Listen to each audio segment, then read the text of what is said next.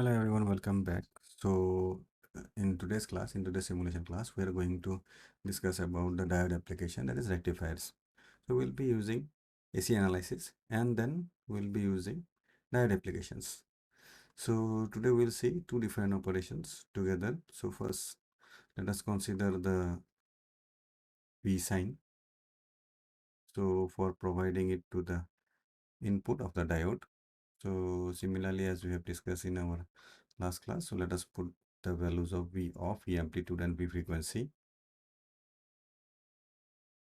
So we are having a AC source at voltage of 10 volts and then offset voltage of 0 volt and frequency of 1 kilohertz. So let us put the foundation for the diode. Uh, So first let us take a diode. So for taking any diode, just press D. So in this we have D1N4002 and also we have D1N4148. So we can consider any one of them. So let us consider first one. So for half wave rectifier, so this will be the condition. And then next we have to put a resistance. So this is our resistance. So it is as simple as that. So just now join the circuit.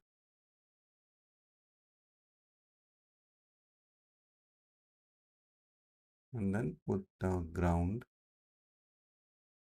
And we'll be seeing the transient response. So the transient value will be, as we have considered here, 1K. So similarly, as we have discussed in our last class, 2 milliseconds here. And first print step is 0. This is closed. Now let us save our program. So let us name it as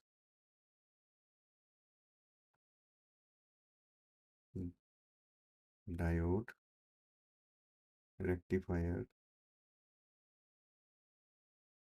and underscore today's date 1/12/2025. So let's run this and see what we are getting. So yes, we have to provide the probe, or also we can also provide the probe from here itself. So in order to do that, we have to go for address, as you can find it here, this address, this button, or we can also go to trace and then select address. Now what we require the voltage across the resistance. So it is available here, the voltage across the resistance. So as you can see here, this is the output. So which is the voltage across the resistance, and this is the half wave rectifier output. Now if you also want to put the input waveform or see the input waveform, then input waveform will be across voltage across V1. So this is voltage across V1. So now as you can see, we have first one is red color is the input waveform and this green color one is the rectified output. So now here you can see there is slightly difference between the red peak value and the green peak value. So if you can check the peak values, the green peak value is coming as 9.21, whereas the peak of the input is 9.9. So there is a difference of 0.7 to 0.8. So where this difference comes from? So this difference is nothing but the diode depletion region voltage. That means, as we know, the diode starts working from 0.7 volt.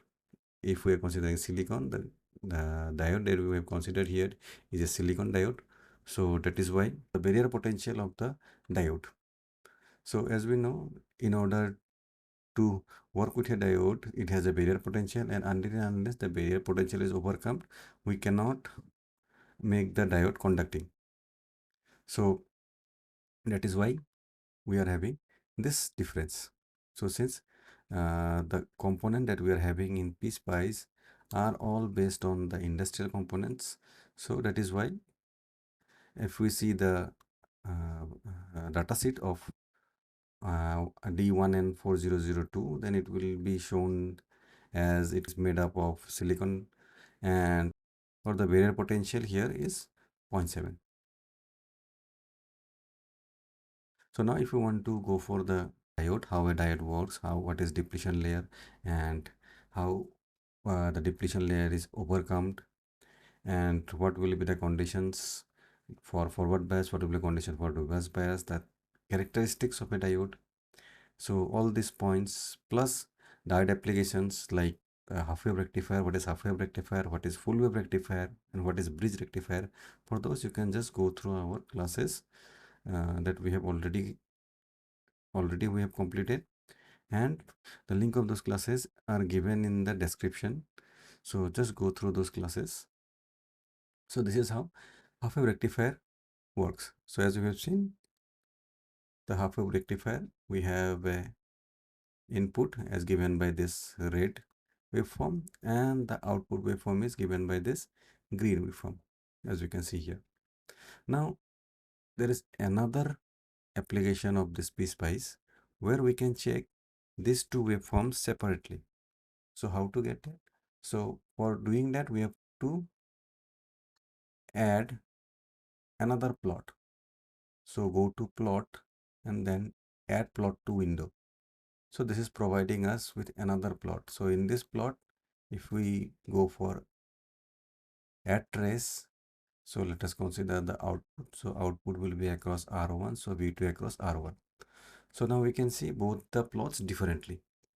So the time scale or the x-axis is similar for both of them, but the y-axis is as per their maximum value. So here we can see both the maximum values are 10 volts, but here the output waveform in case of the output of the half wave rectifier is slightly below 10 volts. And suppose if you want to edit this plot, so in order to edit the plot, what you can do, double click on the plot, and then we have various editable options. So initially it is written as auto range, so you can change it. Since we have provided it from 0 to 2 milliseconds, so I can decrease it to 1 millisecond. Similarly, you can go for y-axis. Y-axis is minus 10 volt to 10 volt. It is already in auto range.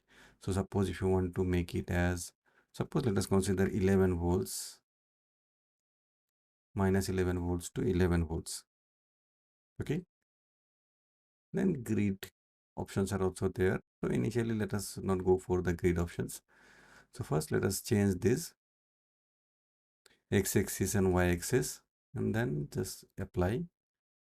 So see, as you can see here, now our signal is changed to 1 millisecond from 2 millisecond, and across the output also we are getting more than 10 volt, that is minus 11 volt, and here also minus 11 volts. Okay, so I hope you have understood this half wave rectifier. So let us quickly see what is full wave rectifier and what will be the waveform.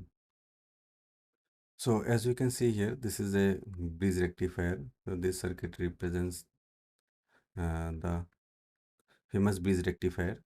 So now here also we have considered V off as 0 volt, and then V amplitude as 10 volts and frequency as 1 kilo ohm. Then the circuit is moving to this diode. Then the diode is going through 10 kilo ohm and then moving back through this diode and going back to the supply. And then similarly in the negative cycle, it is operating with respect to D1 and D4. So finally, across output, what we should get is we should get full wave rectification. So now here, this is slightly different option. So let us see how to get these probes. So first, let me remove this so that there is no confusion whenever we are working with full wave rectifier. Okay. So in order to put the probes, so as we can see, there are no ground here. So in order to get the uh, display for that, if we are using this probe, then it is not going to work because this will be floating. So in order to give the waveform, so what we can do, we can go for markers, and then we can get mark voltage differential.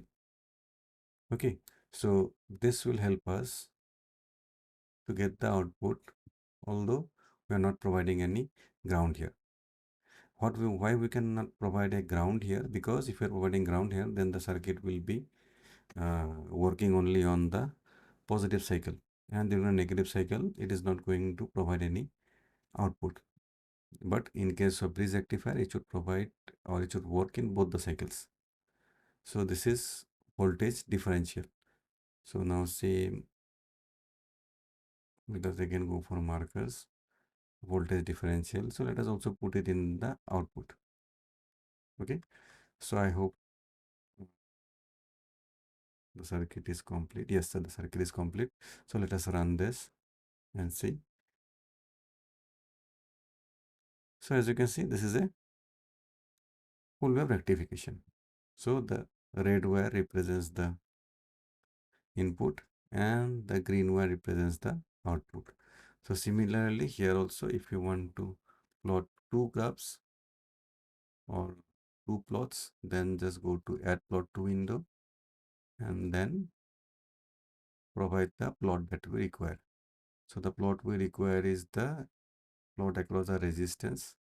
So V across the resistance. So it is this. So we are representing it with respect to two different plots, and this is the full wave rectification and this is the input waveform. So I hope you have understood voltage rectifiers. So like this, we can also go for the third rectifier, or which we known as the center tap full wave rectifier. So that also we can solve. So I hope you have understood how we can make rectifiers and how we can determine the solution for a rectifier. Now, along with this, if you want to put a capacitor, that also we can do. That means the capacitor filter. So let's see how we can put the capacitor filter.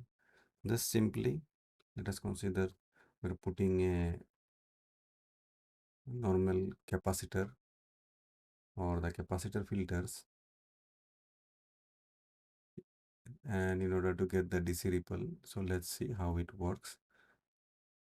So let's join the capacitor. So if we calculate for 1 kilohertz, so let us make it as 1 microfarad. So U stands for micro. So now let us run this. So as you can see, this is the capacitor output. Okay, so whenever we are considering a full wave rectifier and then providing a capacitor filter, then you can see, as we can see here, okay, let us change this y-axis. So what we require, we want to see this clearly. So in order to do that, let us consider my 5 to 10. Okay, so now it is clearly visible. So as you can see, this is the first peak of the capacitor filter, then it goes to the next peak. Since we cannot display the full wave rectifier, the for full wave rectifier, it should be coming here across this point. So across this point we should have a waveform. So similarly here also we should have another waveform. So capacitor filter are showing their outputs or the ripple voltages across all the peaks. So this is how we can convert unidirectional AC into a DC signal using a capacitor filter. Now if we increase more number of filters, this line will move towards nearly DC, line or as line with zero frequencies.